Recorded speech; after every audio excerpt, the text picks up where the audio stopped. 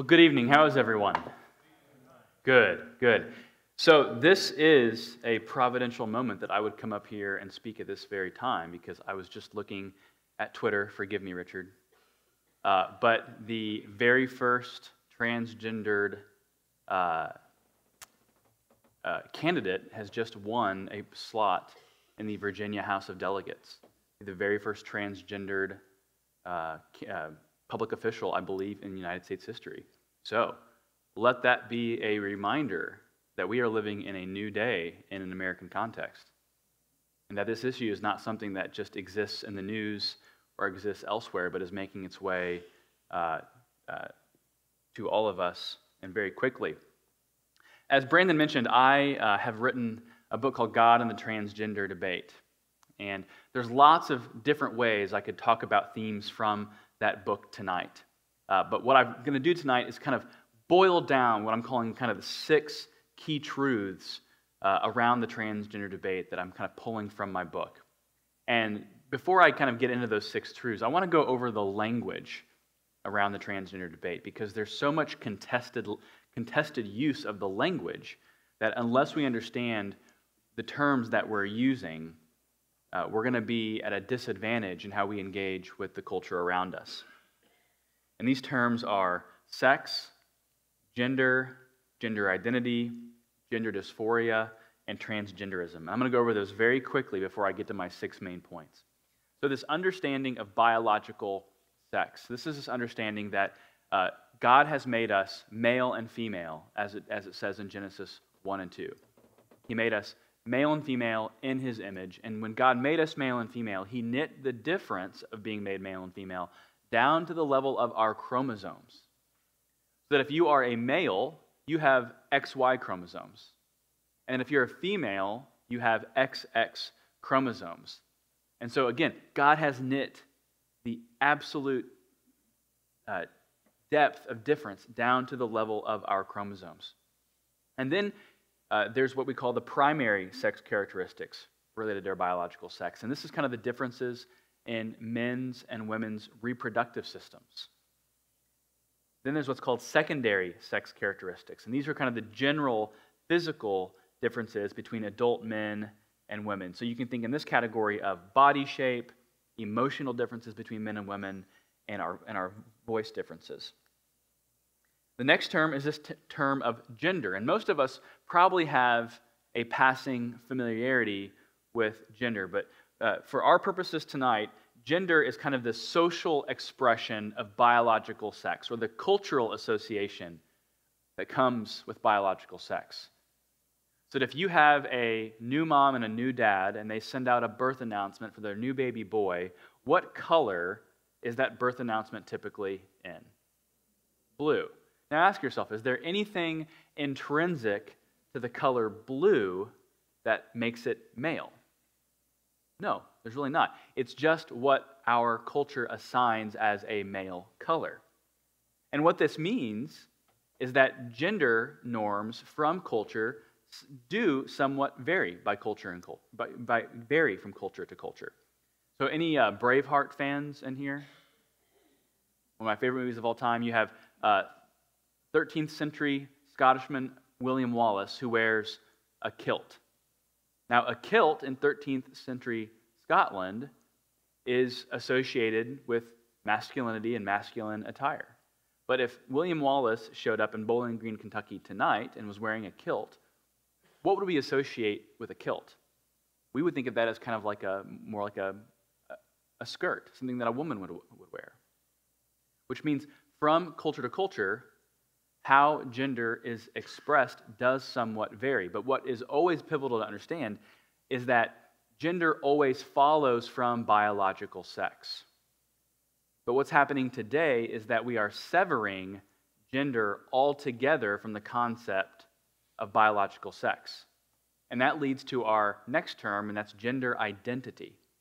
And gender identity is this understanding that males and females kind of have an internal psychological self-awareness that they feel male or female. Now, it's kind of a contested category because I have no concept of what it would mean to feel like a woman. All I can say is what I feel like as a person with XY chromosomes. And so relating gender identity into psychology is somewhat problematic. But for our purposes tonight, let's just say that gender identity is this internal self-perception that someone feels male or female.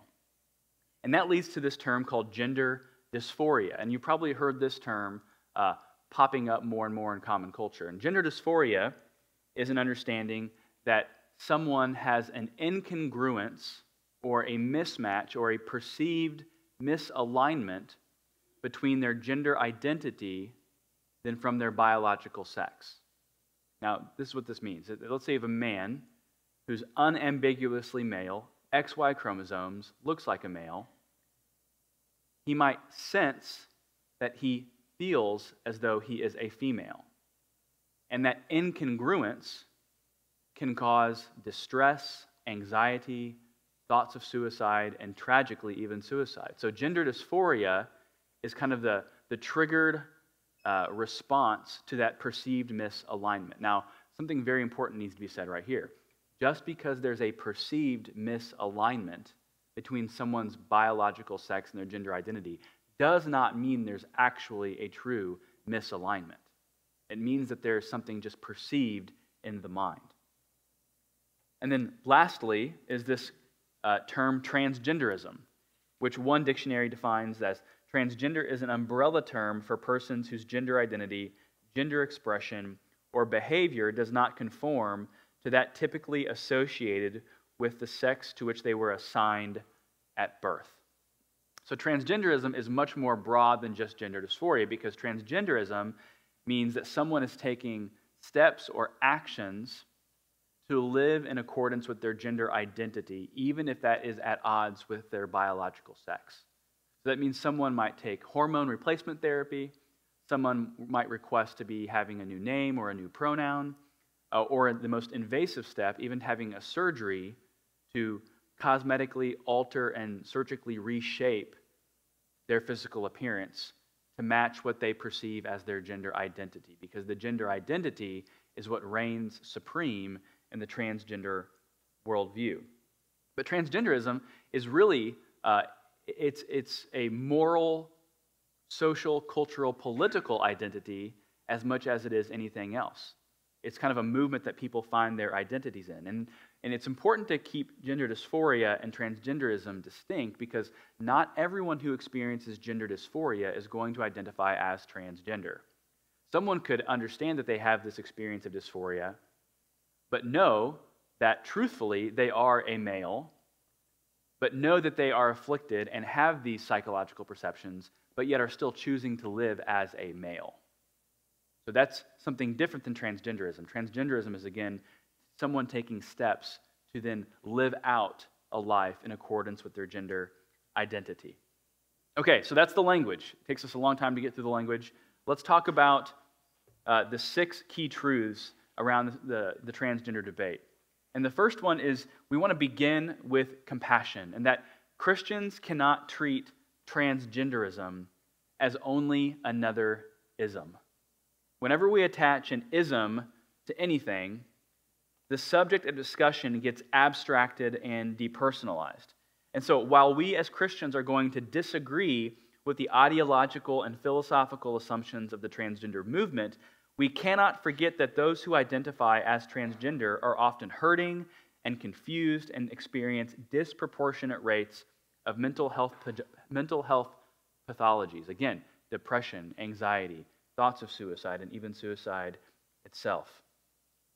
But we want to insist that disagreeing with transgenderism does not mean that we are erasing the pain of someone who's experiencing gender dysphoria, and that there's an enormous kind of chasm or enormous difference between kind of the political culture war of the transgender movement and the reality that there are persons made in the image of God who genuinely struggle with bouts of gender dysphoria and are not activists, and they're not trying to win a culture war. They are grappling with something that has great psychological affliction attached to it.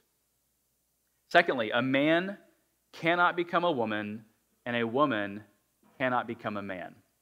and this is kind of the most controversial claim I'm going to make tonight, although it's not really controversial, but in our culture it is controversial. A man cannot become a woman, and a woman cannot become a man. And this is the biggest claim of the transgender movement, is that someone who thinks of themselves as a woman, even though they are a male, that they can be a woman and that society is going to affirm them as a woman. But we want to ask the question, can someone actually become a woman who is X, Y, and a male?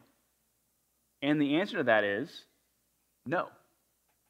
And we want to be compassionate, we want to be merciful and kind, but we have to be honest at the same time, that a man's chromosomes cannot be re-engineered into female chromosomes, and altering one's appearance cosmetically or surgically cannot change the underlying reality of a person's biological makeup. That the psychology of the mind cannot override the facts of a person's biological identity. And that's because biology and biological sex is objective and discernible. It means it's truly there, it exists, and we can know that it exists. And that's in contrast to kind of psychological perceptions, which are wholly subjective and only known to the person experiencing those perceptions. So you have biological sex, objective and discernible. You have psychology, which is what the transgender movement bases its sense of authority in, and that's subjective and only known by the person experiencing those perceptions. So the transgender revolution requires individuals to believe falsehoods about human nature. And that leads to a descriptor that I want to put around the transgender movement. And I don't say this term lightly, but there is a totalitarian impulse around the transgender movement. There's a very well-known professor, Robert George at Princeton University. And he said this. He said, "Ordinary authoritarians are content to forbid people from speaking truths. Totalitarians insist on forcing people to speak untruths." And there's a crucial distinction in what Professor George just said right there. Because this is not in society about an issue of us just keeping silent. Society wants us to affirm the philosophical and ideological assumption that a man can become a woman or a woman can become a man. And that's simply not tenable. It's not possible according to biology, philosophy, and theologically. But more importantly, if you can convince society that a person can be a member of the opposite sex, this begs an important question. What can't you get society to believe? Because this is not just a debate over gender. This is a debate over the nature of reality itself, about what is the moral order and who gets to create morality, and is there an objective natural law that we have to live within, or is reality something that we just bend to our wills, or is there an objective human nature, or do we just create and manufacture our own human nature?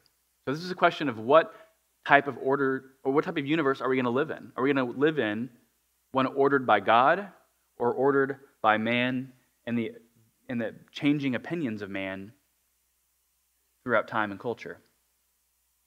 Third is that the Bible supplies Christians with the vocabulary and framework for understanding the transgender revolution. And this is so important because this comes back to the issue of the sufficiency of the Scriptures. And the Scriptures teach us that we can explain why people would experience phenomenons like gender dysphoria, because the Christian worldview is one that acknowledges that creation has been disrupted and is not the way it once was or how it will eventually be in the new creation. That Christians recognize that the brokenness of creation has touched everything, and that's including even our minds. So there's a framework: creation, fall, redemption, restoration. We can make sense of why people experience these broken psychological perceptions.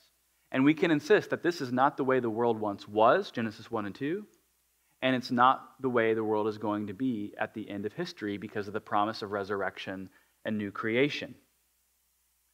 But additionally, what we can also see is that every single human person, according to the Bible, is searching after an identity that will bring them peace. And Christians argue that true identity is found in recognizing oneself as a unique creation made in the image of God. But the transgender revolution overturns that idea because it puts forth the idea that man is made in his own image, and man creates their nature. Because the transgender debate is one offering those with feelings of gender dysphoria a new identity. But again, according to the Bible, when we look at what the Bible says about kind of the desires and perceptions that kind of well up from within us, that we have to be skeptical about those perceptions and desires. That just because something occurs psychologically or in our desires, we don't just get a blank check to affirm those, because the Bible portrays human nature as one that's been corrupted and at odds with God. So if Christians can comprehend why individuals experience these psychological desires and why some individuals would go so far as to identify as transgender, it means the body of Christ can act without shock or surprise when the transgender movement happens. We should not be surprised about this. One of the blessings of a biblical doctrine of sin is that it should remove shock and awe from our vocabulary about what type of creative schemes man will create and devise for themselves. Number 4, the transgender debate questions whether our bodies matter and whether men and women and moms and dads are really real. And here's what I mean by that. That if transgenderism is true and men can morph into women and vice versa, the ability to objectively identify what is a man or what is a woman becomes impossible. If being a man or woman is determined simply by someone's mind or will, it means there's no such thing as objective maleness or femaleness. And what happens is that both maleness and femaleness kind of just unravel into cultural stereotypes. Because in a transgender world, you have to ask the question, can we tell a boy who looks and asks us a question of whether or not he's a boy, can we tell that boy that he's truly a boy? In a transgender worldview, you cannot. Because who's to say that this young boy won't eventually become a woman according to the transgender worldview? So this completely destabilizes kind of the script and the pathway that God has knit for humanity and human society by completely nullifying objective maleness and femaleness. This was seen shockingly in May, around Mother's Day. Dove soap, which I don't know why Dove soap had to get overly politicized here, but it did.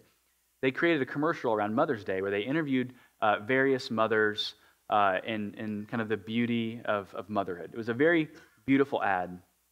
But then they interviewed what was very obviously a man identifying as a woman, had long hair, wearing makeup, but was very obviously a man. And this biological male was referring to himself as a mother.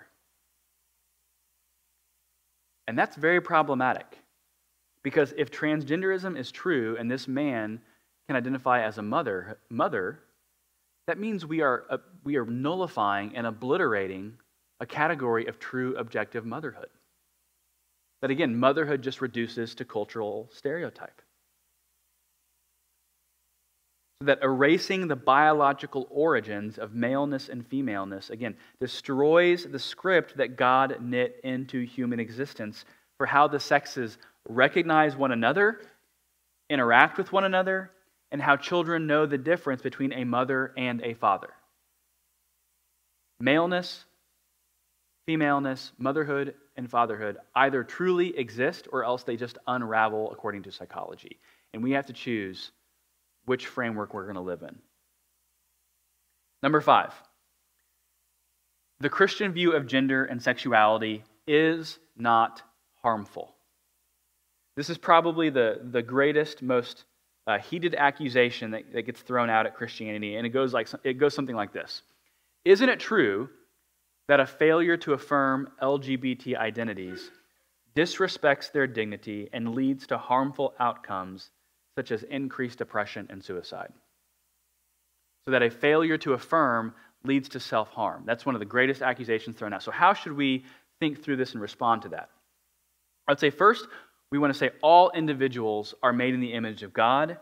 They're owed protection, respect, and dignity, no matter how they choose to live or identify. This means all stripes of bullying, all stripes of violence, all stripes of mockery are prohibited from a Christian worldview. That everyone is made in the image of God.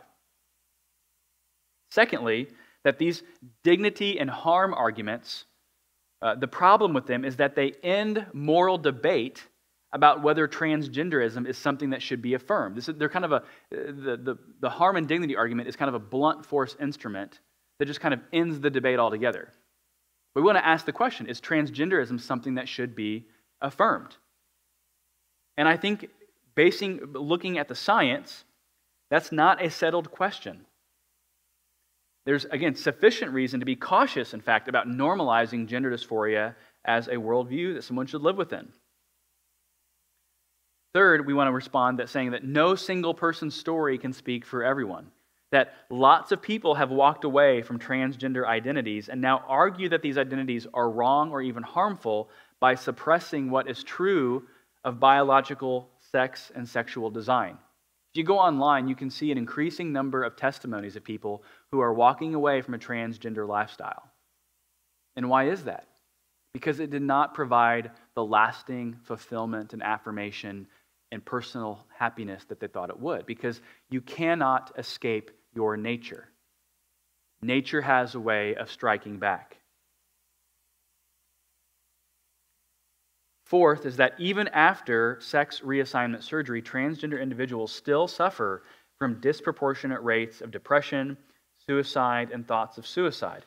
So what this means is that social affirmation is not sufficient to reduce the mental distress with being transgender.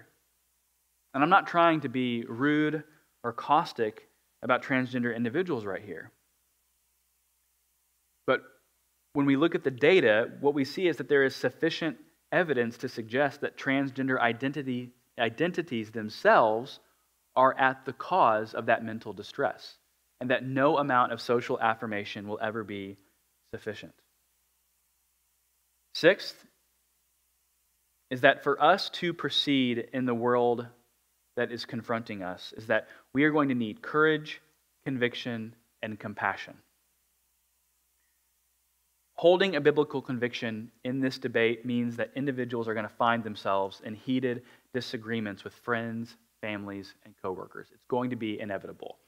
This is going to force us as Christians to have to do some hard, diligent study about our understanding of what it means to be made male and female. That trite, just kind of pithy statements are not going to do the job anymore.